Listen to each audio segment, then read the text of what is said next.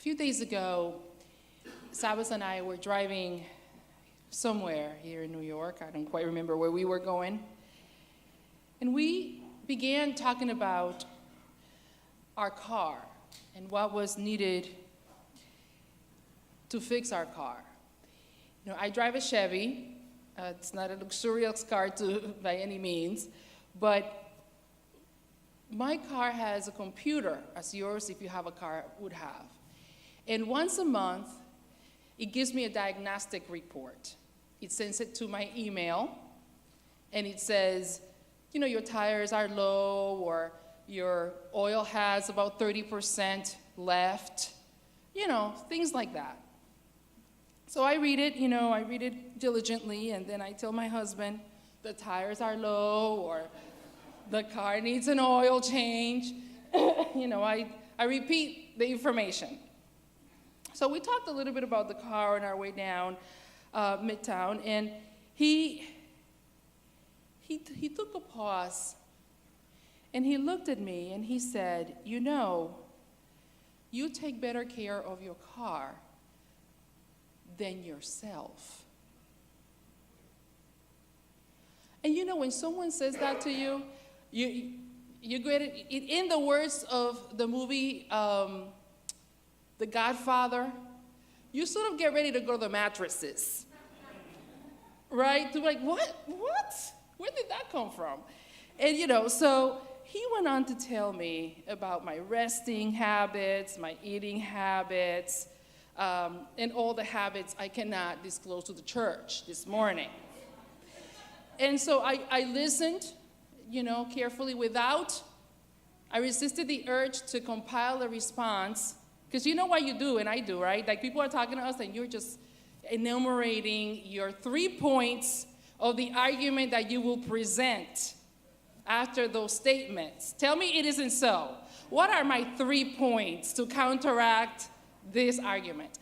So, when I saw it happening in my mind, and my first point was going to be, I never miss a doctor's appointment. I am faithful with my physicals and my yearly check. Those were going to be, and then I stopped myself, and I listened.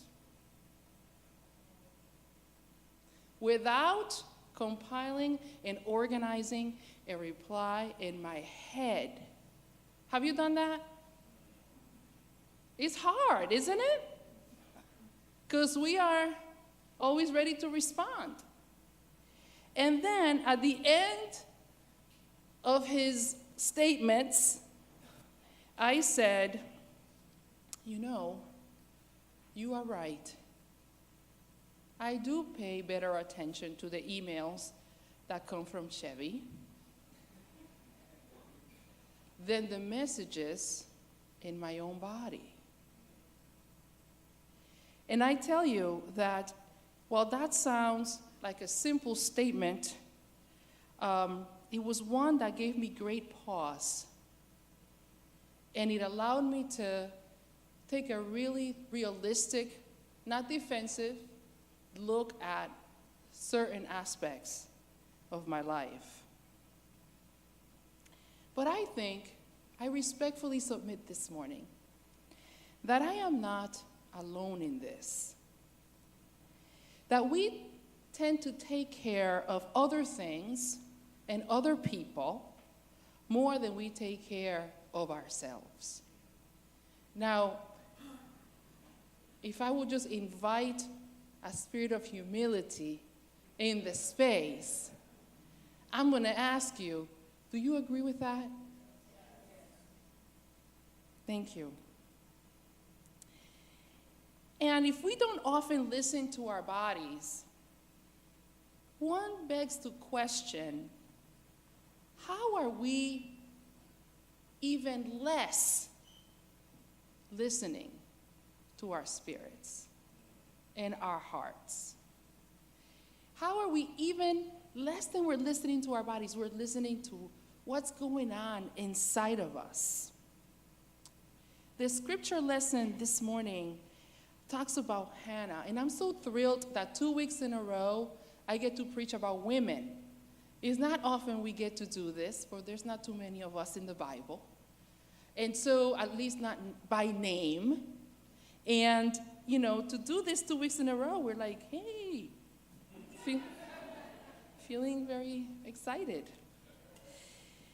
And she's a woman that could not have children in a world where not being able to have children meant that you were cursed and you were less than.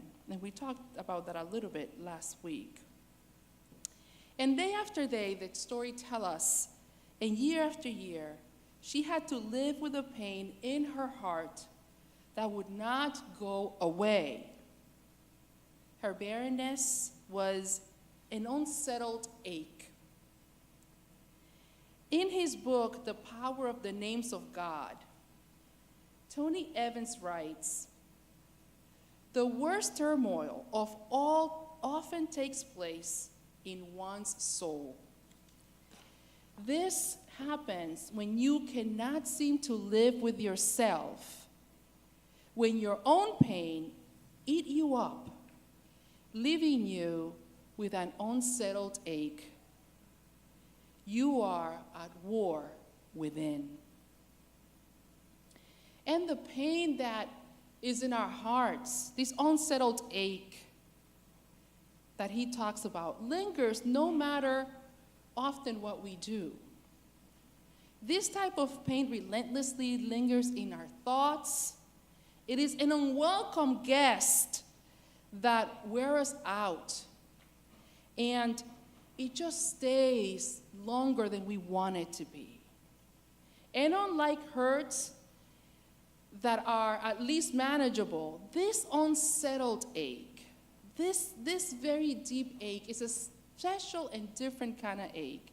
It's not the ache that is produced by someone insulting you in the subway or pushing you down the stairs like it almost happened to me last week as you're going up the stairs out of a train. This is a different kind of ache. It's the ache and the pain that affects one's entire life, leaving our hearts wounded and our spirit broken. And this type of wound, it just impinges not only on our life circumstances, but also one's sense of self as well. And for Hannah, as if not being able to bear children was not enough, she withstood the affliction of being misunderstood at the temple. Hannah's husband, Elkanah, just didn't understand as well. He thought of himself to be better than 10 sons. Now, there is someone that has a higher degree of confidence than he should have. He tells her, I am better than 10 sons. And I wonder, is he really? I mean, really, that is really a personal opinion that cannot be proven by the woman who's still crying at the altar. So his words of comfort were inappropriate. And for those who have dealt with issues of infertility, you know that those words were completely insufficient. Now her peers would also be humiliating her, Penina, condescending attitude, and her bragging about her fertility was hurtful to Hannah and humiliating. And the priest, as I mentioned, also misunderstood her. And then in Hannah's heart, they just came this unsettled ache that was the pain and ache of loneliness. Now, I just want to take a moment to say that loneliness does not discriminate. And it's not dependent upon how many people you have around you. In this city of millions of people, if we were to gauge loneliness, I would argue that that chart will be really, really high. Because loneliness is deep. It doesn't matter how old you are, where you really live, is this one of those unsettled aches in our hearts? A psychiatrist by the name of Guy Winch, he proposes that loneliness creates a deep psychological wound, one that distorts our perceptions and scrambles our thinking. It makes us believe that those around us care much less than they actually do. It makes us really afraid to reach out, because why set yourself up for a rejection or heartache when your heart is already aching more than you can stand? Loneliness, he says, is defined purely subjectively. It depends solely on whether you feel emotionally or socially disconnected from those around you. There is a lot of research on loneliness. It is quite alarming, he says. Loneliness won't just make you miserable. It will literally kill you.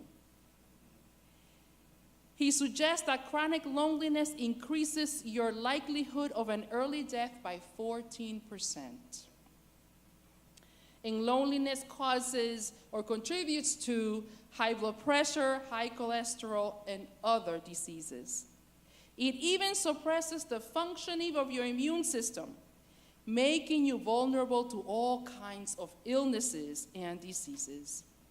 In fact, he finally states, scientists have concluded that taken together, chronic loneliness poses a significant risk for long-term health and longevity as cigarette smoking. Now, we know that cigarette packs come with warning signs, and the warning says, this could kill you. But clearly, loneliness doesn't come with such a warning label. So why are we talking about Hannah and loneliness, and the lectionary suggested that for us this morning? Perhaps it's because when we, for some, are entering the most joyful time of the year, for others, this time is sad, lonely, and painful. And this morning, church, I invite us to open up our hearts and our minds so that we can see those who may be not as joyful as we would be during this time of year, and offer them an opportunity to be in community and in fellowship with us and others. Like Hannah, there is great pain around us, the kind of pain that one may say it may lead to addiction and severe depression. But in the case of Hannah, she made a very important decision. She said, I will bring all of my concerns to God.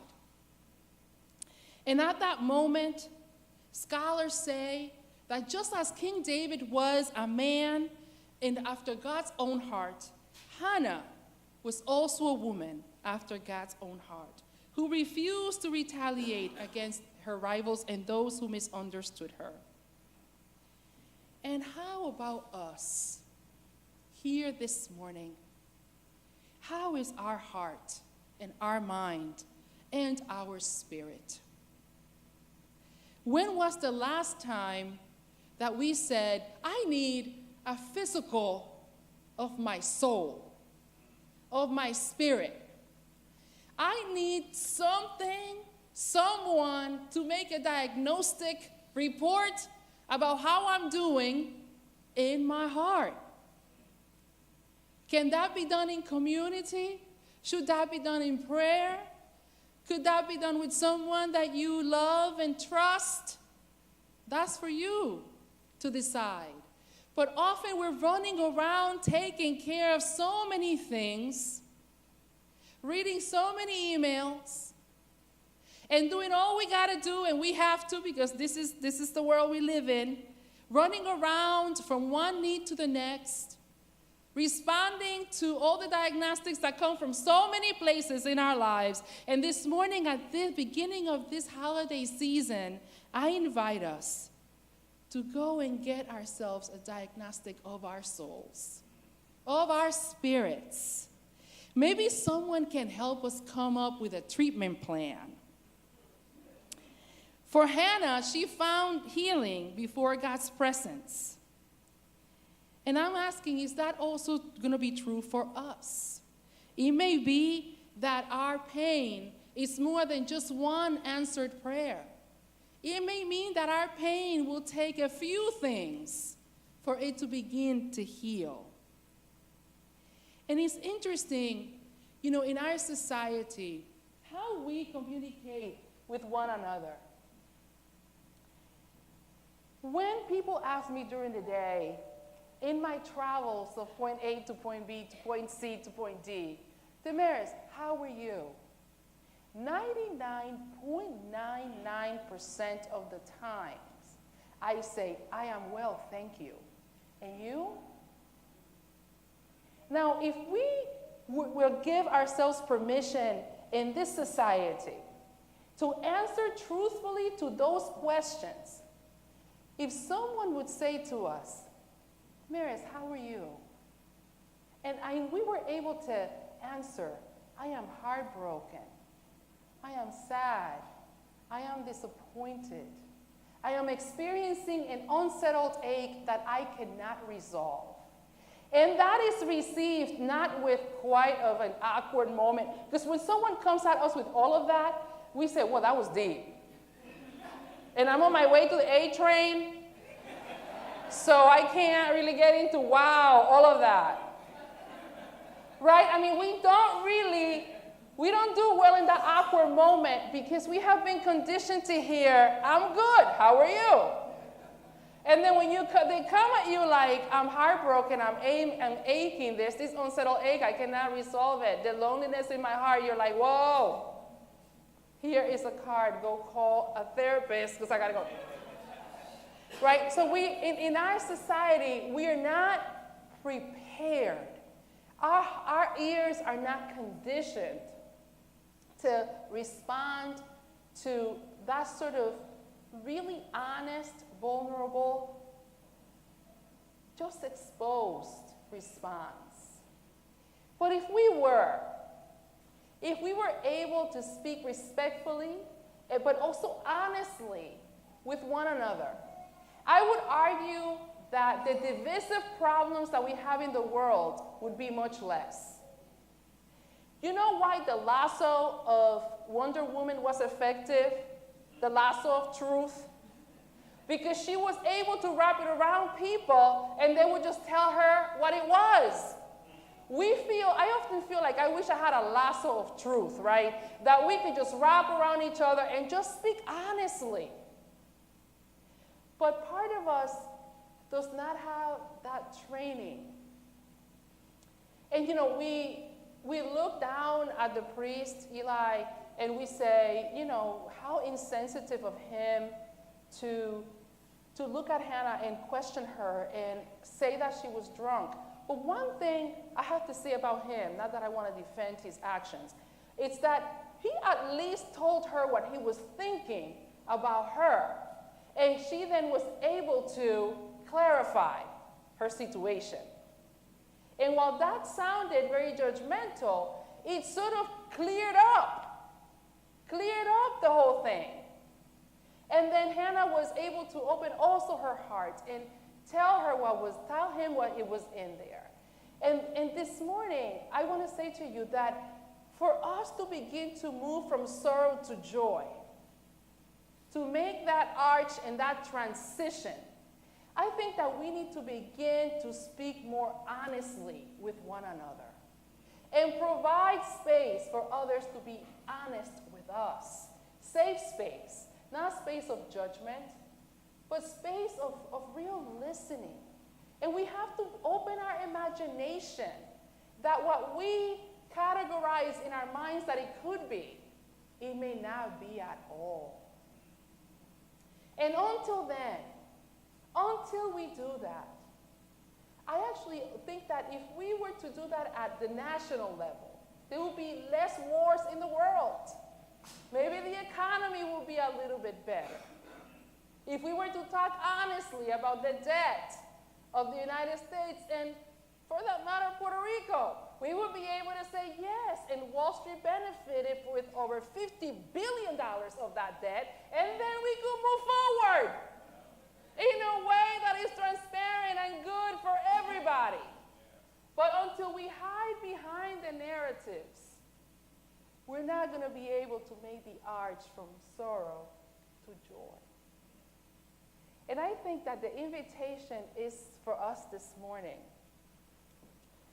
to really locate what is that mechanism, structure, system that would allow us to obtain a diagnostic of our spirits and our hearts.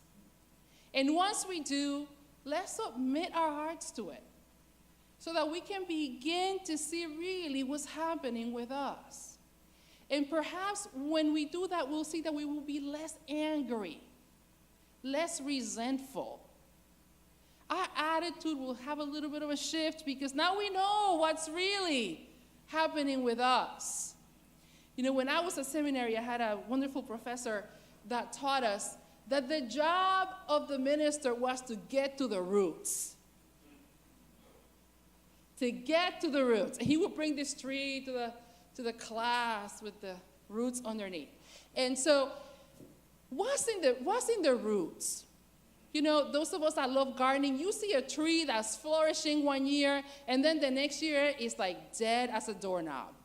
And you're like, what happened? What's going on? What caused the death? And then you start digging and you see all the stuff that ate all the roots, and then it caused its death. And there are things in our roots that are really eating us up. What are those? And let's dig it out so that then we can present that.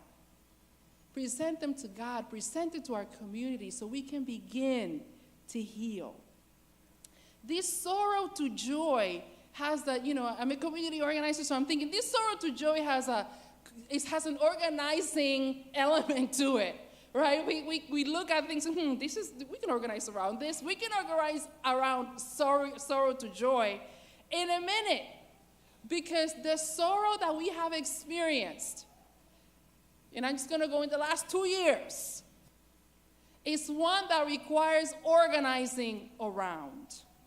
So that once we make that arch into joy, we can then, as we spoke last week, move forward with hope and joy and action, so that all that was bothering us is no longer in the way, and we can go ahead and begin to be not only healed, but agents of healing into our family and into our community. And it's interesting that nothing had changed in the outward circumstances of Hannah's life. But what made a difference is that she was able to present her prayers to God and present her sorrow and explain her circumstances to others.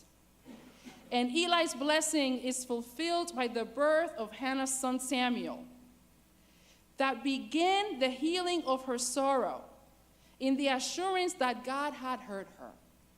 And I don't know what is it that we need to give birth to, but we better get with it so we can bring it to life, because often the problem is that we haven't pushed enough for it to come to life. And there's pain in the pushing. I mean, I just held Abraham this morning, and there is no greater joy than to hold a baby before worship. I recommend it. But I know that if I talk to Lori, she will tell me that beauty and that joy I held this morning cost some pain to come into this world. And she had to do some serious work. And so many of you who are parents here in various ways. And the problem with us is that we know that there is joy and healing in life, but in that moment when we have to push it out, we're like, Maybe we just need to be comfortable a little longer. And that brings internal pain that we should not be experiencing. So this morning, as we enter a new season of Advent in a week or so, a new season in the church, you know, the Christmas trees have been ordered, the candles are in stock, we're doing an amazing Christmas program, an Advent program. Let us be together, shoulder to shoulder, pushing life into the world so that justice and peace can lead us to change our sorrow for joy and can bring transformation inside of us and around us. But let us know that without a little bit of pain, life cannot come through. I hope you join me. Amen.